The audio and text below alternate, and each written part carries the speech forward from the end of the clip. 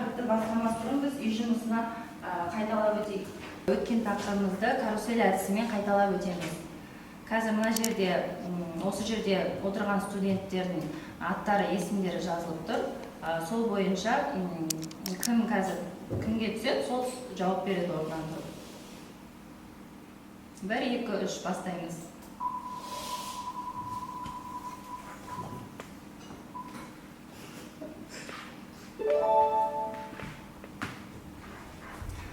Дешифратор дегеніміз не? Айт оқым. Дешифратор дегеніміз дұрыс кодталған сигналдар мен пәрмендерді қабылдауға арналған құрал. Жақсы. Келесі студентке айналдырамыз.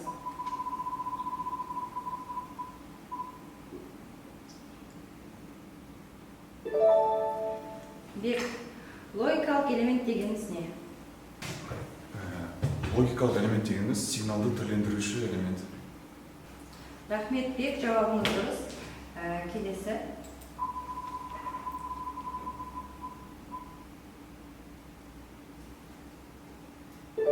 Алибай Касет, логикалық құрылғылар неше классқа бөлінеді?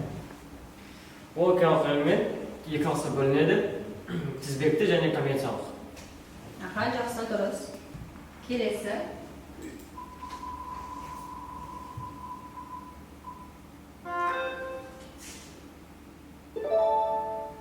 Думан, Лави бағдарламасы қай жылдары және қандай компьютерге арналған? Негізгі Лави бағдарламасы 1986 жылы және де Windows, Linux, macOS компьютерлеріне арналған. Балалар жақсы, үй тапсырмасын қайталадық. Енді жаңа тақырыбымызға көшейік. Бүгінгі сабағымыздың тақырыбы Лави құралдары мен виртуалды жұмыс. Бүгінгі сабағымыздың мақсаты Лави бағдарламасында қарапайым есептердің виртуалды мәнін шығару және логикалық элементтерді жалғау дағдыларын қалыптастыру. Яғни сіздерден күтілетін нәтиже Лави бағдарламасында қарапайым есептердің виртуалды мәнін шығарып үйрену. Енді компьютерға барып отырамыз. Қазір сіздерге тапсырма беремін. Сіздерге қазір міне тапсырманы таратып беремін. Қағаз жүзінде осы жерде 4 тапсырма берілген.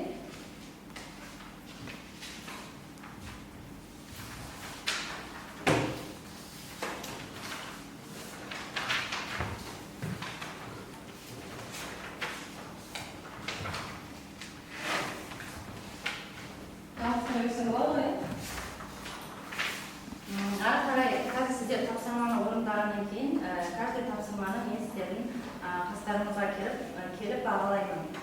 Мынау бағалау парағы. Бұл жерде сіздердің каждый тапсырмада жасалған осы тапсырма бойынша балдар белгіленген. Сол бойынша мен сіздердің қастарыңызға келіп бағалап кетемін.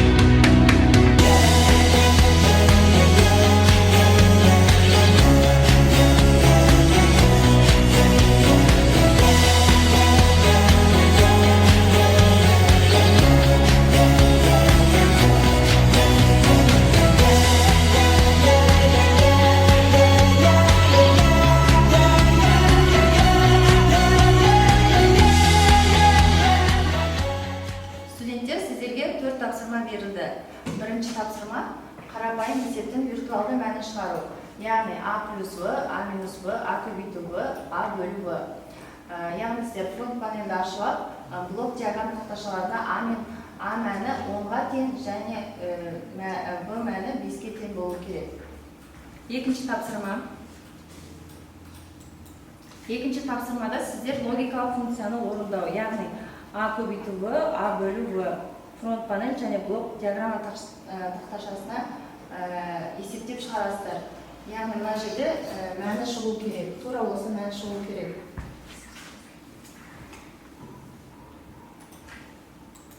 Үшінші тапсырма логикалық элемент және ақиқат кестесін схемаға жалғау. Осы схеманы құрғаннан кейін сіздер ақиқат кестесін құрасыздар. Ол сіздердің алдыларыңызға берілген тапсырмада көрсетілген. Төртінші тапсырма үш кірісі бар логикалық және элементінің схемасын жалғау. Фронт панель және блок диаграмм тақташасына құрасыздар. Сіздерге міне 4 тапсырма берілді, сода не істеу керек екенін сіздерге жаңа түсіндіріп өттім. Сол бойынша енді компьютерде отырып жұмысты бастаймыз. Барлығымыз тапсырманы орындап біттік. Енді әрқайсымыз тапсырмамызды қорғап шығамыз. Бірінші тапсырманы Ақерке қорғайды. Бірінші тапсырма бізде қарапайым есептің виртуалды мәнін шығару деп аталады. Бұнда біз ең алдымен нумерация, яғни А, В деген номерок беретін боламыз. Бұнда А-мыз 10-ға, ал В-мыз 5-ке тең болады. Және қосу, азайту, көбейту және бөлу таңбалары берілген.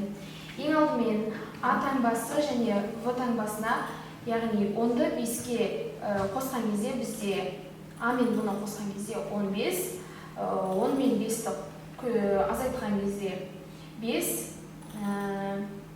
А мен В-ны көбейткен кезде 50 және А мен В, яғни 10 мен 5-ті бөлген кезде 2 деген жауап шығады. Жақсы, дұрыс. Екінші тапсырманы Бего қорғайды. Логикалық функцияны орындау. Бұл схеманы мен құрып болдым. Схемадан 4 элемент бізде сигналды беруші болып саналады. Ал мына 3 элементтер олар логикалық элементтер, яғни сигналды түрлендіруші. Ал мына элемент сигналды қабылдап шыққан мәнді көрсетеді. Біз мына 4 бірінші сигнал берушілерге біз сандарды орнатып, соңында не шыққанын көре аламыз. Мына жерге 2 сигнал бізде қосылады, мына жерге тағы да қосылады. Олардың мәндері келіп, мына жерге көбейтеді. Бізге соңғы мәні шығады. Мысалы, мен 2-3 деген мәндер бердім. Соңында бізде 25 деп шықты, яғни калькулятор сетіп дұрыс деп тұр. Басқа мән берсем, басқа мән дұрыс шығады. Мысалы, 5 және 5. Қосылды. 100 шықты дұрыс. Жақсы, дұрыс тапсырма. Жақсы, балалар, келесі тапсырманы Арман қорғайды. Менде үшінші тапсырма. Бұл өзі логика программасындағы логикалармен немесе кері немесе. Бұл жерде сигнал бермесек, біздің уақытымызда сигнал болмайды. Егер біз екі жақтан сигнал берсек, ол сигнал барады. Және келесі немесе және кері немесе болады. Бұл жерде сигнал берсек, керінде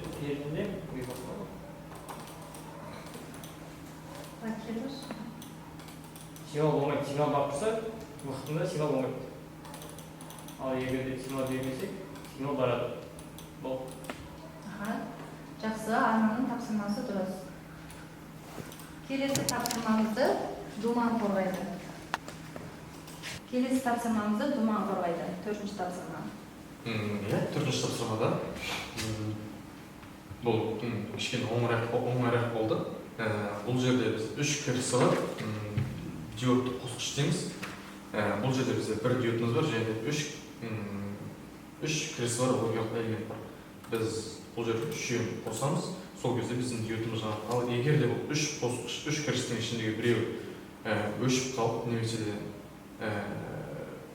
кері байланыс болмай қалса, біздің диодымыз жанбай қалады. Бұл жерде 3-еуі қосылып тұр, диодымыз жанып тұр. Ал біреуін өшірдім, және екінші екінші тақтадан көргендей блок келеді да, диодымыз өшеді. Студенттер, бүгінгі сабақта біз 4 тапсырма орындадық.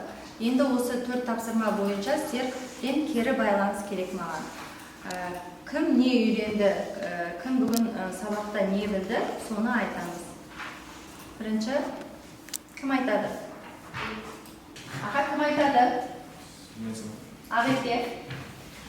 Біз бірінші тапсырмада қарапайым есептің виртуалды мәнін таптық, яғни Форд панель тақтайшасында элементтерді дұрыс қоя алдық және блок диаграмма тақтасындағы схемаларды құрадық. Аха, жақсы. Келесі, екінші тапсырма бойынша кім не біліп, не үйренді?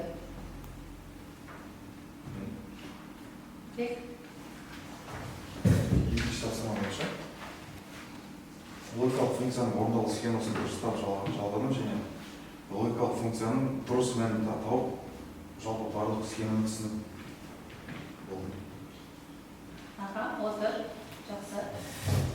Келесі, үшінші тапсырмада біз қандай жұмыс атқардық? Логикалық элемент, жан деген элемент біз үйрендік. Ол өте оңай элементтің бір түрі болып саналады және өте қызықты элемент. Жақсы, арман қалды. Енді соңғы тапсырмамыз төртінші тапсырмамыз бойынша. Кім не біліп, не үйренді? Үш кіріс бар логикалық элементтің қосындысын таптық және де кіріс бар элементтердің дұрыс жалғанып, дұрыс ажыратуын үйрендік. Жақсы. Енді сіздерден қазір осы сабақ бойынша рефлексия, яғни сіздерге қағаз таратып беремін. Сол қағазға сіздер өз ойларыңызды жазасыздар. Яғни бүгін сабақ ұнады ма, не жасау қиын болды сіздерге, не түсінбедіңіздер, соны жазып қалдырасыздар. Мен сіздерге осындай қағаз таратамын, жеке куәлік ретінде рефлексияларыңызды сіздердің білейін. Осы жерге сіздер аты жөндеріңізді, артына ойларыңызды жазасыздар.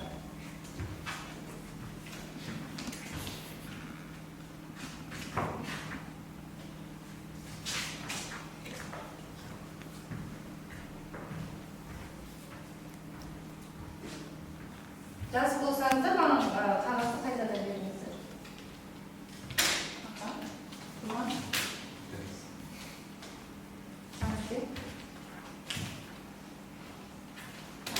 Жақсы балалар. Сіздерді бағалау парақтарыңызға мен бағана айтқандай бағалап өттім. Рахмет, сабақ аяқталды, сау болыңыздар.